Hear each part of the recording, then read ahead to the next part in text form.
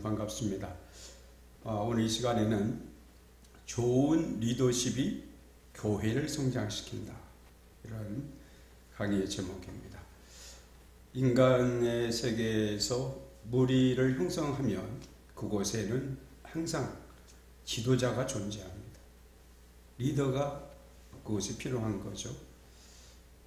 한 무리나 공동체의 운명이 지도자에게 달려있음을 우리는 이 인류 역사에서 너무나도 명백하게 찾아볼 수가 있습니다. 그러니까 리더십은 정말 중요합니다. 리더십, 그것은 한마디로 영향력입니다. 영향력도 선한 영향력과 또 나쁜 영향력이 있죠. 우리가 리더십을 잘 발휘해야 될 것 같습니다. 그래야 선한 영향력을 끼칠 수가 있습니다. 존 맥스웰이라고 하는 분은 리더십을 이렇게 말했습니다. 딱 단순하게 영향력이다, 이렇게 말합니다. 영향력. 그렇다면 좀 더 리더십의 정의를 좀 보겠습니다. 구체적으로 교회 공동체 안에서의 리더를 가리켜서 성경적 리더십이라고 한다면, 이는 리더가 성령의 도우심으로 세상 가운데서 영향력을 미치는 영적 리더십이다, 이렇게 말씀드릴 수가 있습니다. 리더십이란 다른 사람들을 이끌고 가는, 지도하는 사람에게만 있는 것으로 간주되었던 것이죠. 리더십에 대한 정의를 간략하게 다시 한번 정의한다면, 주로 지도력, 통솔력, 지휘권, 감독 등으로 이렇게 사용했던 것입니다.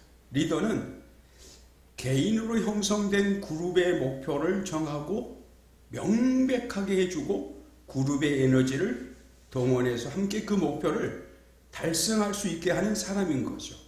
그래서 리더는 그냥 세워지는 것으로만 되면 안 됩니다. 거기에는 선한 영향력을 끼쳐서 뭔가 새로운 변화가 일어나야 됩니다. 공동체에 새로운 무드가 일어나야 됩니다. 교회는 뭔가 성장이 일어나야 되는 것이죠. 그래서 훌륭한 리더, 능력 있는 리더는 반드시 새로운 변화를 주면서 교회가 업그레이드 되는 걸 볼 수가 있습니다.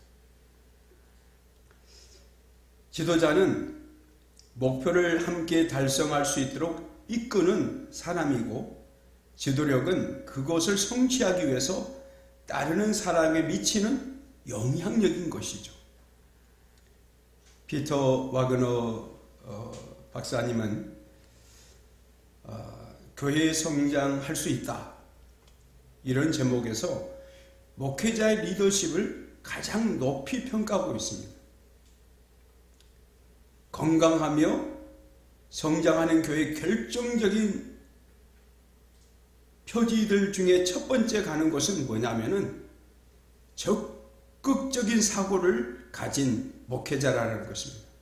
그 적극적인 사고를 가져야만이 교회가 성장할 수 있다는 것입니다. 적극적인 사고가 뭐냐? 하나님의 능력을 믿고 하나님의 말씀의 권세를 믿고 믿음으로 나가는 자세, 그게 바로 적극적인 사고라는 것이죠. 그래서 목회자와 성장을 위해서 전 교회의 실천을 자극할 수 있는 그런 역동적인 지도력, 이게 필요한 것입니다. 교회 리더십에 대한 우리 자신들의 어떤 나름대로의 그런 의미를 갖고 있겠지만은, 그러나 교회 지도자라고 한다면, 최소한 담임 목사라고 한다면 사역을 위해서 교인들에게 위임하는 또 그런 것을 우리가 배워야 됩니다. 목사는 지도하고 또 이렇게 지도하는 사람으로서 사역하는 일에 점점 뭔가 확대될 수 있는, 교회 성장이 좀 더 잠재적으로 일어날 수 있는 그다른 커다란 능력을 부여해야 되는 것입니다. 목사는 사람들의 영적인 은사를 발견하도록 도와줘야 되고요. 그것을 사용할 수 있도록 훈련시켜 줘야 됩니다. 그리고 거기에서 그치면 안 됩니다. 거기에서 사역을 이임하면서 또 다음 단계를 내다볼 수 있어야 됩니다.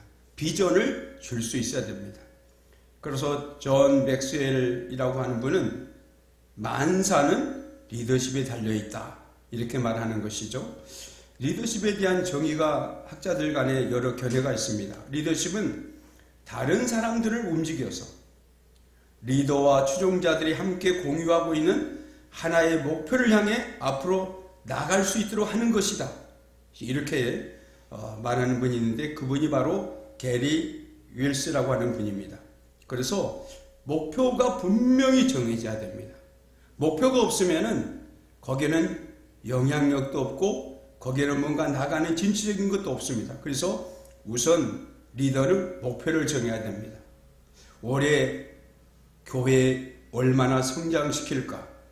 또 선교적인 측면에서 이렇게 어떻게 우리가 선교할 것인가? 다방면의 목표를 정해야 됩니다.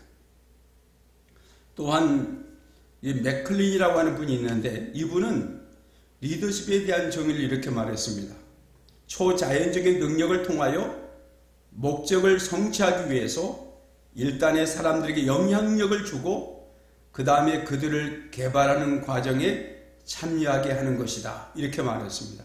그래서 참여하는 것, 참여케 하는 것, 그건 동기 유발이 중요하죠. 그래서 아무나 참여하지 않거든요. 참여하게 할 때는 동기가 순수해야 됩니다. 야, 우리 목사님 이렇게 교회를 사랑하고 영혼 사랑하는 것이 너무나 대단하시구나. 너무 순수해 보이구나. 우리 올해 전도해 봅시다. 우리 올해 목사님의 그 목회 사역에 적극적으로 동참합시다. 이런 그딴 자연스러운 발로가 나올 수 있도록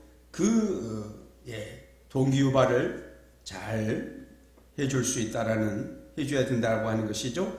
그래서 리더십이란 한 조직체에 끼치는 영향력으로서 그 단체로 하여금 그 자신의 목표에 도달하게 하는 과정, 그것입니다. 이것은 조직체의 모든 구성원들이 공유하는 것으로서 어떠한 특정한 위치에 있는 한 사람의 독점물이 아닙니다. 따르는 사람들이 있죠. 팔로워들, 그 따르는 자들과 분명히 리더십의 중요한 일부분입니다. 그래서 리더라고 하는 것은 요즘 현대 그 리더십은요, 혼자 끌고 가는 것이 아닙니다. 함께 공유하는 것입니다. 목표를 공유하고 공동체가 공유하고 있는 것을 같이 이렇게 짐을 지고 가는 것이죠. 그럴 때 놀라운 효과를 발휘할 수 있습니다. 그런 측면에서 리더십에 5가지 특징이 있습니다. 자, 그래서요, 첫 번째는 리더는 사람들을 움직이고 동원하는 사람이다라는 것입니다. 요즘 한국 교회 이렇게 교회를 성장시킴에 있어서 많은 어려움이 있다고 하는 이야기가 나돌고 있습니다. 왜 그러냐면은 그것은 인원 동원이 안 된다는 것입니다. 그래서 오늘 한 목사님이 인원을 충분하게 좀 더 동원시키기 위해서 먼저 기도하고 설선수범했답니다. 먼저 전도하고 먼저 나가서 희생하고 먼저 청소하고 이렇게 본을 보였더니 이 성도님들이 다 움직여지는 거예요. 목사님 이렇게 설선수범하시는데 우리라고 가만히 있으면 안 되지. 그러면서 이렇게 모여서 기도하고 또 그 동력을 통해서 전도했다고 하는 그런 이야기가 나돌고 있어요. 자, 그리고 두 번째는 이 리더의 초점은 사람들에게 조금 전에도 말씀드렸듯이 영향력을 미치게 하는 것이다라는 것입니다. 영향력을 미쳐야 되는 거예요.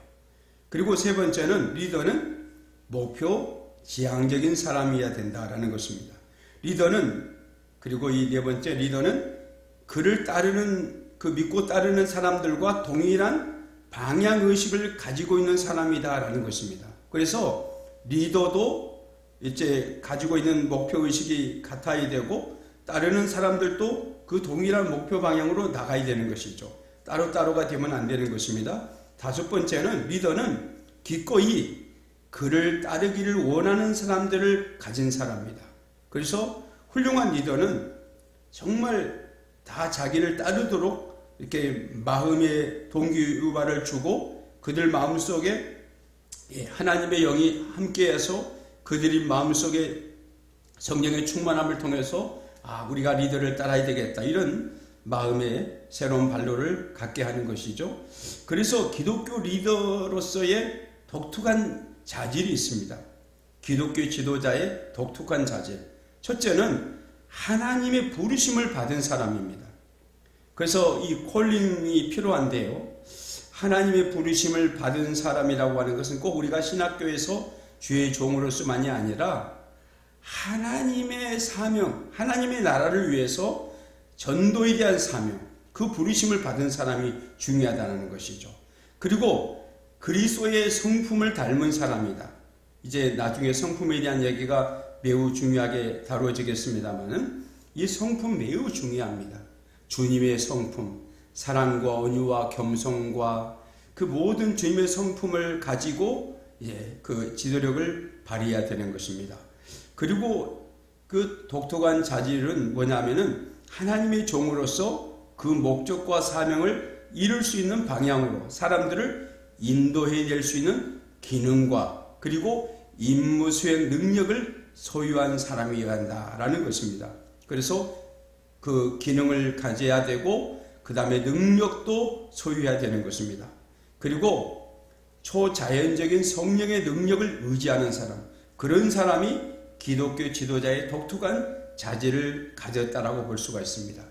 그래서 인간적인 의지로만이 되는 것이 아닙니다. 성령님의 강한 능력을 의지하는 사람, 초자연적인 성령의 능력을 의지하는 사람이 기독교 지도자의 독특한 자질을 가졌다라고 보는 것이죠. 그리고 리더십과 한국 교회의 상황을 보겠습니다. 한국 교회 우리 목사님들은 정말 일을 많이 하고 계십니다. 먼저 여러분들 하나님의 위로와 평강이 넘쳐나시기 바랍니다. 오늘날 이 시대를 바라보면 정말 환란이 많고 또 여러 가지 어려운 역경 속에 이렇게 처한 것을 볼 수가 있습니다. 이런 어려운 상황 속에서 우리 목사님들 또 우리 많은 이렇게 지도자들이요 일을 하고 계시는데요. 하나님의 위로와 그 평강이 함께 하셔서 이제는 그 모든 걸 또 능히 잘 이기고 나갔었으면 좋겠습니다. 대개 자신들이 가진 그 은사를 극대화하는 것으로도 우리가 만족할 수가 있는데요. 그러나 평신도들을 세우는 일에 우리가 좀 더 귀를 기울여야 되겠습니다. 그래서 24시간 혼자서 이렇게 분주하게 일하는 것, 이것은 이제 얼마 안 있으면은 이제 번아웃이 됩니다. 그래서 같이 이렇게 나눠야 됩니다. 같이 일을 나눌 수 있어야 됩니다. 혼자만 일을 한다고 하는 것은 효율성이 떨어지고요. 또 자칫 잘못하면은 건강을 잃을 수가 있습니다. 그렇기 때문에 같이 나누어야 된다. 하나님은 목회자 홀로 열심히 뛰는 것에 별로 그렇게 관심이 없으신 것 같아요. 왜냐하면은 성경에 보면은 모세도 보면은 이제 천부장, 백부장, 십부장 그런 제도를 통해서 서로 일을 나누어 가졌지 않습니까? 우리도 지도자를 이렇게 또 따로 세워야 된다는 거죠. 다른 사람들을 세워서 또 효과적으로 하는 것을 하나님 기뻐하시는 것이죠. 그래서 믿을만하게 또 성실성을 가지고 일하는 사람, 그런 사람이 교회 안에 있거든요. 그런 분들을 우리가 잘 이렇게 눈여겨보고 그런 다음에 그들을 훈련시켜서 이제 앞에 이렇게 또 다른 일을 하도록 하면 좋다라는 것이죠. 이 리더십을 보면은 양극성이 있습니다. 그건 뭐냐면은 한쪽은 지도자 역할을 깊이 하는 목회자가 있고요. 또 다른 한쪽은 좀 이렇게 혼자 독단적으로 목회하는 그런 성향을 띠는 사람이 있습니다. 그런데 오늘날 혼자 독단적으로 하면은 그게 얼마나 정말 좋은 효과를 발휘하겠습니까? 서로 협력하고 서로 사랑하고 격려하고 서로 용기를 불어넣어주고 서로가 공감을 불러일으키는 그런 리더십이 중요한 것이죠. 사역자를 세우는 지도자는 먼저 자신의 삶을 통해서 하나님의 뜻을 보여주고, 서두에서 말씀드렸습니다마는 솔선수범하면서 하나님의 비전을 보여주는 그런 사람이어야 되는 것입니다. 그리고 다른 은사가 있는 이 평신도 사역자들을 세워서 일을 분담시키는 것이죠. 그래야만이 보다 더 큰 사역의 효과를 가져올 수 있다라는 것입니다. 그 다음은 우리가 사역자를 세우는 지도력에 대해서 좀 더 보겠습니다. 다른 사람을 세워주는 리더가 되라는 것입니다. 효과적인 지도력을 위한 첫 번째 단계는 하나님과 동행하는 것입니다. 하나님과 친밀성을 갖는 것입니다.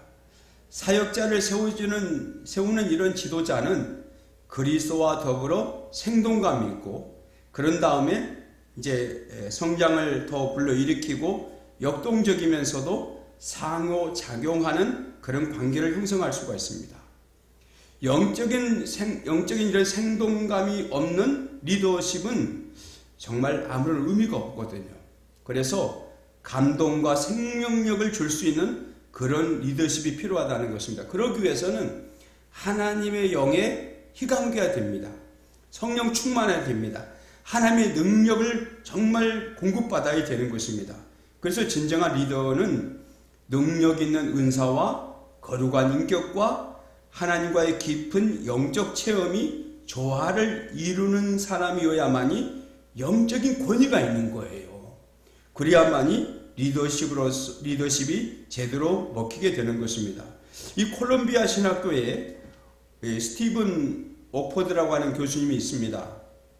그분이 그리스도인의 리더십이라고 하는 것에 대해서 책을 썼는데요. 그분은 이렇게 말을 합니다. 리더가 이 무릎 꿇음이 있어야 된다. 무릎을 꿇어야 된다. 하나님 앞에 이 무릎을 꿇어야만이 그가 진정한 리더다. 그리스도 앞에 무릎을 꿇을 수 있는 사람. 그리고 눈에는 정말 눈물 젖은 그런 모습이 보여야 된다. 그리고 자신의 심장을 깨뜨려서 보여줄 수 있어야 된다. 그만큼 열정과 진심을 보여줘야 된다는 것이죠. 그런 측면에서 훌륭한 리더는 개인적으로 계속해서 성숙해 가는 사람인 것입니다. 그러므로 인격 형성에 있어서 성숙해야 됩니다. 믿음도 더 온전해야 되고 인격도 더 온전해야 됩니다. 평신들과의 그런 비교에서 그래도 뛰어난 그런 믿음의 그런 모습이 좀 더 보여야 되고요. 그 다음에 인격 형성도 매우 성숙해야 됩니다. 사람들과의 참된 관계를 형성해 나가야 되고요. 신앙생활에서 가장 중요한 것이 뭐냐면은 관계거든요. 휴먼 릴레이십입니다. 오늘날의 인간관계가 매우 어렵다라고 그렇게 그 인간관계를 이제 연구하는 학자들 간에 그런 말이 많이 나돌고 있습니다. 인간관계. 어떻게 하면 인간관계를 좀 더 잘할 수 있을까?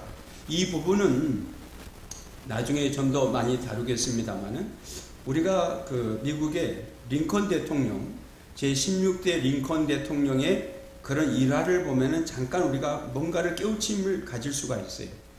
그 링컨 대통령은 인간관계를 하면서 절대 나는 비판하지 않겠다. 남을 비방하지 않겠다. 나는 원망 불평하지 않겠다.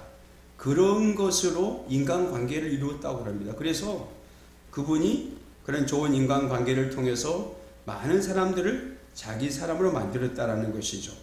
그리고 사역에는 기술이 필요합니다. 뭐든지 기술이 필요하고 테크닉이 필요하듯이 사역에도 기술이 필요하고 그 기술을 향상시켜야 되는 것이죠. 현상을 유지하거나 또 이렇게 거부권을 행사하는 것보다도 변화를 가능케 하는 일에는 더 많은 노력이 필요한 것입니다.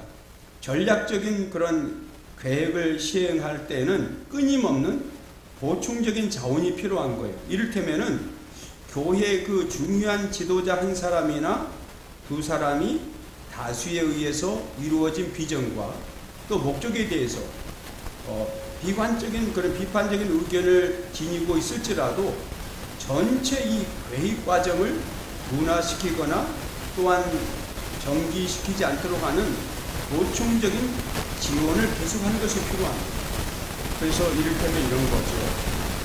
한쪽에 물이 뭔가 필요하다면 또 그것에 물을 계속 주는 것입니다. 전도하는 부리가 있는데 거기에 뭔가 기도가 필요하면 기도를 해주고, 또 자원이 또한 전도의 자원이 필요하면 전도의 자원을 거기에 투입시키는 것입니다. 이 텍사스 주의 샌 안토니오에 위치한 윈드 프레스트 연합 감리 교회가 있습니다. 그런데 거기 보면은 그 맥컬렁이라고 하는 목사님이 계시는데요. 이 목사님은 그 이선 박사님이 제시한 20가지 성장 원칙을 적용한 후에 폭넓은 그런 성장을 이루었던 걸 볼 수가 있거든요. 거기에 이제 맥컬렁 목사님에 의하면은 교회가 성장하려면 무엇보다도 이 교역자가 교회 성장에 대한 깊은 이해가 필요하다, 이렇게 이야기하고 있습니다. 어떻게 하면은 교회 성장이 이루어질 수 있을까? 그건 인간적인 겉모술수가 아닙니다. 그 겉모술수 되는 것이 아닙니다. 어디까지나 성령의 운행하심이 있어야 됩니다. 성령님의 도우심이 필요합니다. 성령의 인도하심이 필요합니다. 그래서 성령님께 도움을 구하고 그 다음에 목회자가 하나님 앞에서 성결해야 된다는 것이죠. 아무리 부르짖고 교회 성장을 부르짖을지라도 목회자가 성결함이 없으면, 거룩성이 없으면, 그 거룩성이 떨어지면 교회가 성장할 수 없다라고 하는 그런 이야기에 도달하게 됩니다. 그래서 교회 성장하기 위해서는 여러 가지 깊은 이해가 필요하다. 그 다음에 긍정적인 태도가 필요하다는 것입니다. 긍정적인 것. 하나님은 언제나 긍정의 하나님이십니다. 그분은 할 수 있거든요. 무슨 말이냐, 믿는 자에게 능치 못함이 없느니라 라고 하는 그런 말씀을 우리가 토대로 보면은 정말 하나님은 항상 긍정의 하나님이세요.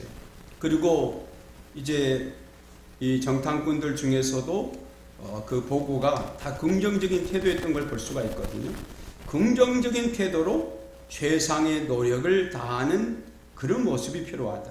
그래서 이걸 이제 모든 회중들에게, 성도들에게 새로운 그런 에너지를 불어넣어 줄 수 있어야 된다. 그러면서 전도하고 또 봉사에 가담할 수 있어야 된다라고 하는 것입니다. 오늘날 이 개신교 교회에 주류 교단이 지니고 있는 몇 가지 좀 생각해 봐야 될 점이 있는데요. 먼저는 우리 개신교의 성도님들은 대체로 진정한 그리스도인이 되기보다는 남의 기분을 맞추는 좋은 사람이 되기를 원한다라고 하는 그런 연구 결과가 있어요. 우리 교회의 신도들은 자신의 사명에 충실하기보다는 남의 눈치를 살펴보면서 기분을 맞춰가는 것에 대해서 매우 관심을 기울이고 있다는 것입니다. 어떤 때는 교회에서 불평하는 소수 지도자들의 기분을 상하지 않게 하기 위해서 교회가 해야 될 일을 과감하게 수행하지 못하는 경우도 있다는 거죠. 그러므로 개신교 교회 우리 성도들은요, 참 기독교인이 되기 위해서 보다도 하나님 앞에서 공정성을 이야기하고 하나님 말씀 앞에서 어느 것이 하나님이 기뻐하시는가, 그걸 따라서 좀 더 솔선수범을 또 통해서 그런 진정한 모습을 보여줘야 된다는 것이죠. 두 번째는 개신교 교회 성도들은 두려워하는 마음 때문에 그리스도를 위해서 충분히 헌신하지 못하는 경우가 있다는 것입니다. 실패에 대해서 두려워하는 마음은 신도들의 마음속에 잔재해 있거든요. 그래서 여러분, 우리는 뭔가를 실패를 두려워하면 안 되겠습니다. 사람이 살아가면서 실패할 수 있습니다. 때로는 후회할 수도 있습니다. 그렇다고 우리가 구덩이가 이렇게 후회에 무서워서 장고 땅구는 그런 격이 되면 되겠습니까? 우리는 두려워하는 마음보다는 하나님의 능력을 의지해야 됩니다.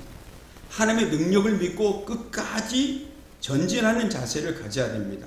두려워하는 마음을 주님이 제거해 주시거든요. 그러므로 좀 더 주님을 신뢰하고 믿고 나갈 때 우리가 마음의 상실감도 사라질 것이고, 또 우리가 통제력을 상실했다면은 우리가 좀 더 공감대를 가지고 더 믿음을 가지고 나가야 되겠다라는 것입니다. 셋째로, 이 개신교 우리 성도님들은 선교보다는 전통에 좀 더 관심을 두고 있다, 이런 연구 결과도 있습니다. 자, 오늘날 좀 더 선교에 대한 그런 관심도 많이 나아지고 있습니다만은 전통, 그 옛날에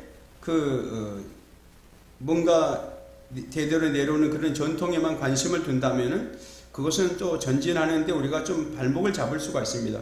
일반적으로 신도들은 과거에 일어났던 것들을 특히 중요시 여긴다라는 거죠. 그래서 우리는 이제는 좀 더 미래지향적이어야 된다는 것입니다. 미래지향적이어야만이 교회가 발돋움할 수 있다는 것입니다.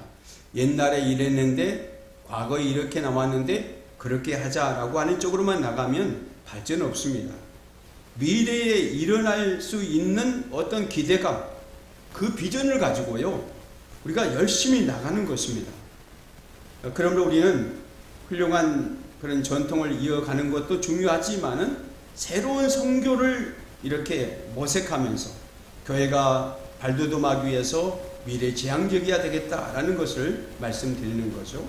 이런 점에서 개신교회 우리 성도들은 위에서 언급한 세 가지 과오를 극복하기 위해서 참 그리스도인이 되는 길, 그 다음에 두려움 없이 헌신하는 길, 전통 위에 안주하지 않고 새로운 미래를 비춰가는 성들의 길을 모색해야 될 것이다, 이렇게 말씀드립니다. 이성 박사님이 제시한 교회 성장 원칙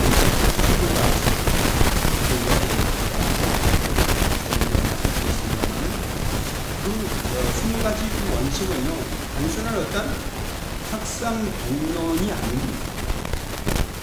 이를테면은 현실성이 없는 헛된 이론이나 논의를 하는 게 아닙니다. 실제적인 효과를 산출할 수 있는 원칙입니다. 이 원칙들은 교회 현장에서 경험하는 것으로부터 형성되었다고 하는 점에서 큰 가치를 지니고 있습니다. 따라서 이 교회 성장 원칙은 솔직히 자기 비판과 자체 분석에 의해서 이루어졌다고 하는 점에서 대단한 효용 가치를 지니고 있는데요. 그래서 이선 박사님의 그 교회 성장 20가지 원칙은 넓은 의미로 볼 때는 이렇게 4가지 큰 영역으로 관련지어 볼 수가 있습니다. 그 첫 번째 부분이 뭐냐면요, 제도 중심을 지향한다고 하는 건 뭡니까? 이걸 좀 더 이렇게 조금 그걸 좀 줄이고 이런 거죠. 그래서 그런 점은 좀 더 이렇게 좀 스톱하고, 좀 더 그런 점에 있어서는 좀 더 우리가 축소하고, 회중 중심, 하나님 중심이면서도 회중 중심의 목회 사역을 시행하는 것이 좋다는 것입니다. 교회 성장을 결정짓는 가장 중요한 요인은 선교에 대한 그 목회자의 지도력입니다. 그래서 교회가 작다라고 선교하는 것에 대해서 주저하면 안 됩니다. 작은 교회일수록 선교에 좀 더 관심을 가지고, 우리보다 더 약한 그런 교회들, 또 비슷할지라도 그 내 호주머니를 털어서라도 선교할 수 있는 그런 목회자, 그런 교회는 뭔가 새롭게 발돋움합니다. 그리고 이제 유급 사역자의 그런 능률적인 그런 목회, 또 무급 사역자의 다양한 교회 봉사활동, 그러니까 좀 이렇게 뭔가 사례비를 주면서도 그들에게 또 능력 있게 사역을 또 감당하게끔 해야 되겠지만은, 또 봉사하는 그런 무리들도 잘 활용해서 교회를 성장할 수 있어야 된다라는 이야기입니다. 그리고 지도자에게 함께하는 요소들이 있습니다. 첫째는 지도자에게 함께해야 되는 것은 힘이고요. 그 다음에 억소리티, 이 권위입니다. 그 다음에 그 포지션이 매우 중요합니다. 어떤 위치에서 그 자기의 사역을 감당할 것인가. 그 다음에 카리스마입니다. 그것은 은사죠, 은사. 이런 것들이 리더에게 함께 할 때 리더가 강력한 그런 지도력을 발휘할 수 있습니다. 힘이라고 하는 것은 가장 원초적인 요소입니다. 힘이 없으면 우리가 살 수가 없습니다. 정말 힘이 중요합니다. 나라에도 힘이 필요하고요. 교회 공동체도 힘이 필요하고요. 목회자도 힘이 필요합니다. 그러기 위해서는 첫째는 신체적으로 좀 더 힘을 길러야 되고요. 영적인 힘은 말할 것도 없습니다. 하나님 앞에 날마다 기도하며 부르짖으면서 그 능력을 겸비해야 됩니다. 여러분, 우리요 불같은 성격이 있을 수 있습니다. 하지만 모세는 온유함이 온 지면에 뛰어났다고 했습니다. 모세도 그 혈기 한번 그리는 것 때문에 하나님 앞에 책망받았습니다. 그는 적과 뿔이 흐르는 그 가나안 땅에 들어가는 그것을 모든 걸 다 놓치고 말았습니다. 여러분, 우리가 깨달아야 됩니다. 불같은 성격 그거요 올라통하지 않습니다. 하나님 앞에서 온유함과 진실함과 하나님이 기뻐하는 그런 온유한 성품, 겸손한 성품, 이것이 매우 중요하다는 것이죠. 그래서 지식도 중요하고 기술도 중요하지고 그 다음에 능력도 중요하지만 중요한 것은 바로 성품이다라는 걸 말씀드리고 싶습니다. 리더십의 평가를 좀 보겠습니다. 한 리더의 공정하고 바른 평가는요, 시간이 지난 후에야 그걸 평가할 수 있습니다. 그때는 잘 모릅니다. 물론 부분에 좋은 것을 또 우리가 좋게 생각해야 될 점도 있습니다만은 평가가 또 냉혹할 때는 냉혹하거든요. 그리고 리더의 평가는 그 영향력의 효율성에 의해서 평가되어지는 것입니다. 참다운 리더십을 갖춘 지도자는 그룹 구성원의 모든 인적, 그 다음에 물적, 영적 자원을 동원하고 그리고 활용해서 함께 목적을 이루어가는 영향력을 끼치는 사람인 것이죠. 비전을 제시하고 소통을 잘하고 이 작전과 계획을 수립하여 함께 가는데 지도력을 발휘하는 사람을 좋은 리더로 평가하는 예수님은 우리가 겸손하여 서로의 발을 씻어줄 정도로 겸손의 삶을 살기를 원하십니다. 예수님의 리더십은 성령과 협력하는 리더십이었다고 하는 사실을 우리가 보면서요, 이제 오늘 이 강의 좀 마치도록 하겠습니다. 그래서 예수님의 리더십은 이렇게 성령님과 함께 가는 그런 리더십이었다. 그리고 협력하는 리더십이었다. 성령님이 함께 하시는 그런 리더십. 우리도 성령님을 의지하고 성령님을 항상 앞서면서 리더십을 펼쳐야 되겠다라는 것을 우리가 보거든요. 이럴 때 우리에게는 보다 더 좋은 결과를 얻을 수 있고 리더로서 보다 더 가치 있는 그런 리더십을 펼칠 수 있다라는 것입니다. 이 강의는